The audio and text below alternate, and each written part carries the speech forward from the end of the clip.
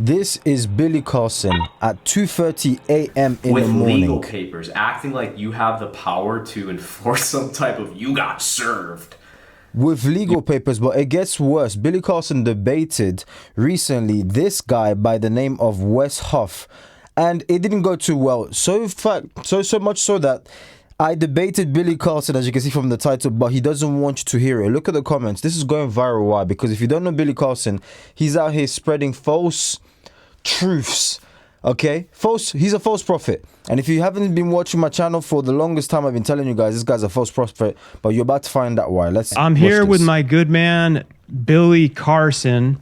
If you want to, I guess, go first, Billy, as to Give me a second. how you came about like the findings where it seems that Jesus was not crucified, or that's not accurate. Sure. And in my videos, and if you listen to the podcast, the statement is according to the Sinai Bible, and the text there actually is about 12 to 14,000 differences between the Sinai Bible and the King James Version of the Bible, which came much later. And then also one of the things that were interesting is that they discovered the book of Jesus is, according to some scholars, it's a little controversial, but they claim that this is an accurate record that Jesus may have even been married, which then, adds more, if that's False. true. It adds more to the hypothesis that maybe he wasn't crucified. I just personally believe that Jesus was an amazing human being. I don't think that he was the Son of God in the sense that he's God, but that we're all gods. As he said, ye are gods. And I just personally believe that the return of the Christ is the return of the Christ consciousness. When we can all achieve a certain level of knowledge, wisdom, passion, understanding, empathy, love that he came to this planet with, and we get that in our mind and our conscience, and we can act on those incredible emotions and that understanding, that the whole world is going to transform instantaneously. And I think at the second coming is the coming of the Christ consciousness to the planet, not a human being flying back to Earth to save people. That's just my personal understanding of how I've perceived it over many, many years of going through this information and going through all this text. When you say the Sinai Bible, what are you referring to specifically? It's the biblical text that was written. It made it into you can actually look it up on Amazon. It's a Bible called, I have a version at home. It's called the Sinai Bible, right, from Mount Sinai. I'm assuming that's the mountain that they're referencing there. But they put together their own version of the biblical text prior to the King James Version being put out. Sure. So when you refer to the Sinai Bible, would you be referring to Codex Sinaiticus? Like the codex that comes... Okay. That's why I was trying to get... It kind of froze a bit. He asked him, would you be referring to the Codex Sinaiticus, blah, blah, blah. And Billy agreed, yes, correct. So this is the full, not the full, but this is the live debate. I just want to keep watching. Apologies for it freezing. It's not on my end. It's because it was directly recorded on a live, so that's why. But trust me, keep watching. Get some clarification. Because, so you can actually go and see... Codex Sinaiticus is at the British Library, so you can go and see it. It's on display, and the British Library has actually digitized the entire manuscript. So I work with manuscripts in my linguistic work. I'm an expert on early Christian scribal culture, and particularly in Greek and Coptic manuscripts. I actually have a facsimile, so I have a photocopy that was done by the British Library of Codex Sinaiticus that I work with in my office. So I have it here. And the only reason I asked for clarification is because I want to make sure that what I'm addressing is actually what you mean. Gotcha. And not addressing something else. Because the Codex Sinaiticus in particular is just it's a 4th century Greek manuscript. Mm-hmm. It comes from approximately between 325 and 350 AD. Mm-hmm. And its text of the Gospels reads almost identical to the modern Greek text that we develop translations from. So my curiosity is just simply in kind of exploring, when you say that it denies the crucifixion or that the crucifixion isn't there, I mean, I can go on right now, Codex Sinaiticus, and I can look up the end of, say, Matthew 27, where it has Jesus being crucified. There you go. And that's in Codex Sinaiticus, or the John 19, or any of the other ones. So I think my confusion is that it doesn't read any differently. So actually, are you able to pull up a website with the viewers or listeners or whatever I'm be able looking to see for it that? right now to make sure I have the right the version that I'm looking at. I'm just curious, like the Sinai Bible, was that where was that piece I found discovered? the text where I was referencing. Actually, I was misquoted. I misquoted there. It's the Gospel of Barnabas. So that's good. He misquoted as the Gospel of Barnabas. That is a complete lie. There's even full montages. Let me see if I can find it on IG. There's full montage, full of Billy going on different podcasts, including the PBD podcast, Patrick Bet David, Joe Rogan podcast, and him saying all of this stuff. Let me see. This is the guy's IG. So hopefully you guys are following along with me. Let me see if he's got any rules in regards to that. Of Billy being caught on a lie, saying these things everywhere. It might be this the one. Sinai Bible. Jesus wasn't crucified in that Bible. Do you mind if I ask a clarifying question? Sure. When you say the Sinai Bible, what are you referring to specifically? Refer to the Sinai Bible. Would you be referring to Codex Sinaiticus? Like the codex that comes... Okay, that's why I was trying to get some clarification, because I actually have a facsimile. So I have a photocopy of Codex Sinaiticus that I work with in my office. So I have it here. And the only reason I asked for clarification is because Sinaiticus in particular is just a 4th century Greek manuscript. Its text of the Gospels reads almost identical to the modern Greek text that we develop translations from. When you say that it denies the crucifixion or that the crucifixion isn't there, I mean, I can go on right now, Codex Sinaiticus, and I can look up Matthew 27. Where it has Jesus being crucified, and that's in Codex Sinaiticus, or John 19, or any of the other ones. So my confusion is that it doesn't read any differently. Where was that piece I found discovered? the text where I was referencing. Actually, I was misquoted. I misquoted there. It's the Gospel of Barnabas. Never got crucified. As a matter of fact, the Sinai Bible, Jesus was crucified. Well, that doesn't exist in the Sinai Bible. The Sinai Bible. The Sinai Bible. But then you go to the Sinai Bible. In the Sinai Bible. And the Sinai Bible. According to the Sinai Bible, Jesus wasn't crucified in that Bible. Actually, I was misquoted. I misquoted it. According to the Sinai Bible, Jesus... Guys, you see how false prophets, they end up getting caught. You know what happens when you say too many lies, and I'm going to carry this through so we can finish all the way to the end. But when you say too many lies, the dangerous thing is you forget which lies you lied about. And we live in a day and age where everything is captured in 4K, just like how he got caught in 4K originally.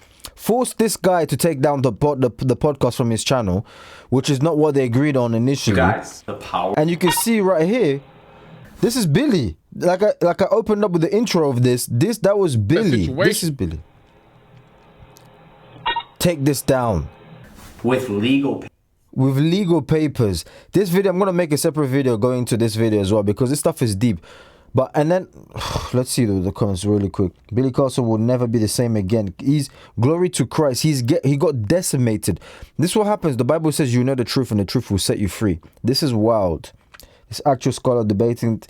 I'm telling you, eye-opening stuff indeed. This is the quietest I've seen Billy Carson. Let's deal with that too, because I've actually worked with, there are 2 manuscripts of the Gospel of Barnabas. The Gospel of Barnabas is a really interesting document because it is a known forgery. And so that's why I think it's important to get to these sources. So at the very start of the Gospel of Barnabas, which we only have 2 copies of, one is in Italian and one is in Spanish. We see right off the bat that the Gospel of Barnabas, not to be confused with either the Epistle of Barnabas or the Acts of Barnabas, which are 2 apocryphal documents from the 2nd century, but the Gospel of Barnabas in particular, we know it's a forgery because it does things like in chapter 92, it says that Jesus spent 40 days on Mount Sinai, and then he came to the Jordan River and he walked to Jerusalem. But Mount Sinai is more than a week's journey away from Jerusalem, and neither Mount Sinai nor Jerusalem are close to the Jordan River. Never mind there not being a route from the Jordan River to around Mount Sinai or going to Jerusalem.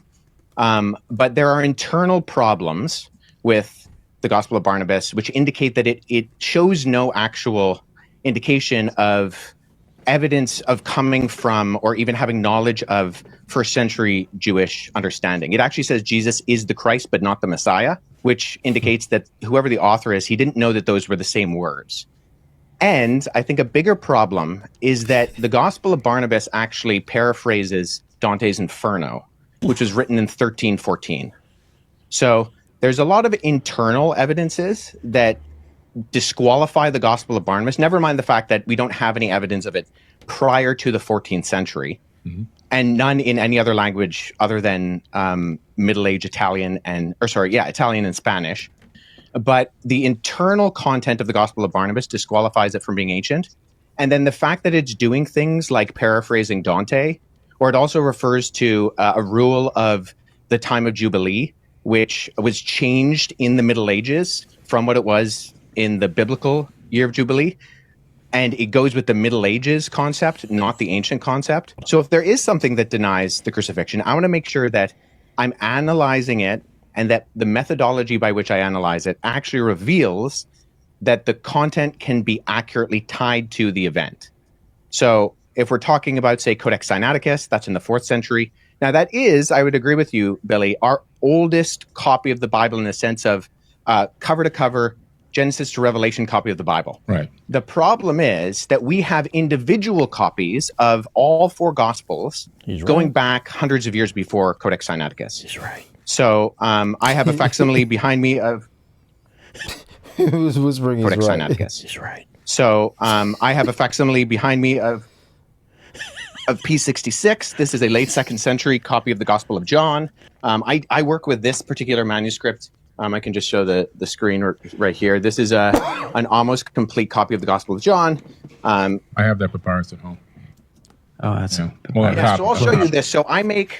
So the documents you actually see on my bookshelf behind me are facsimile papyri that I've made.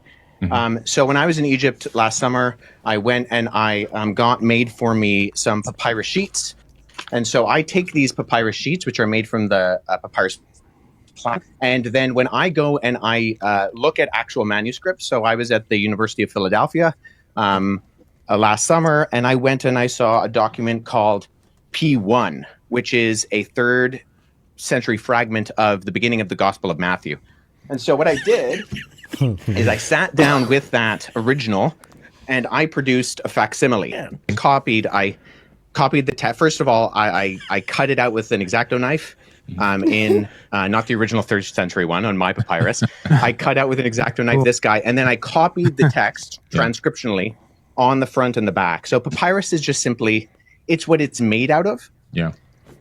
The only with what you said, Billy, is that we have single copies of the Gospels that can be dated to the 2nd century that all do have the crucifixion.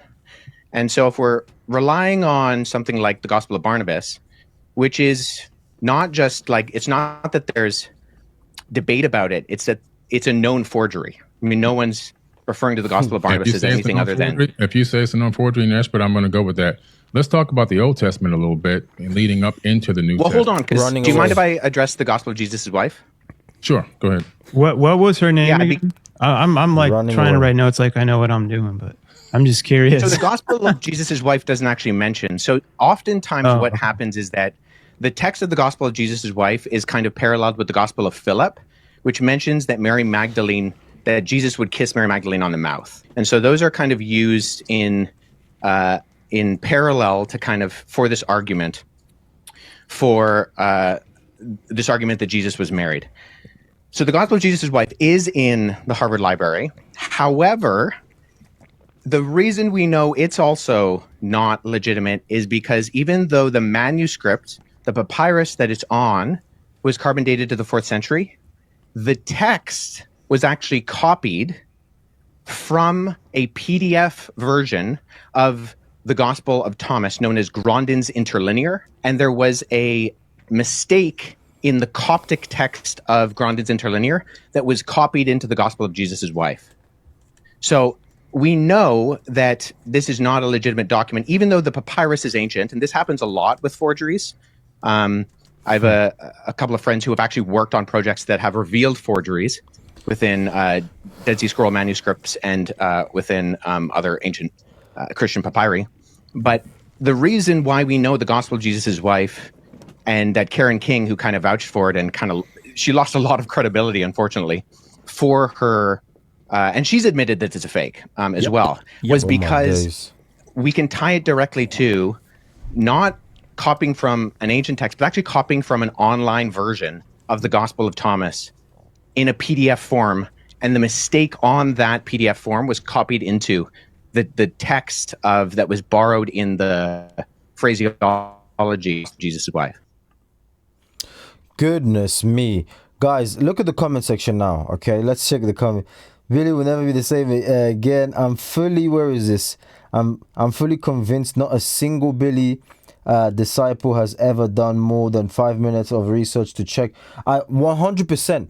But the good thing that Billy has working for him is the mouth. He's very good at talking, very convincing.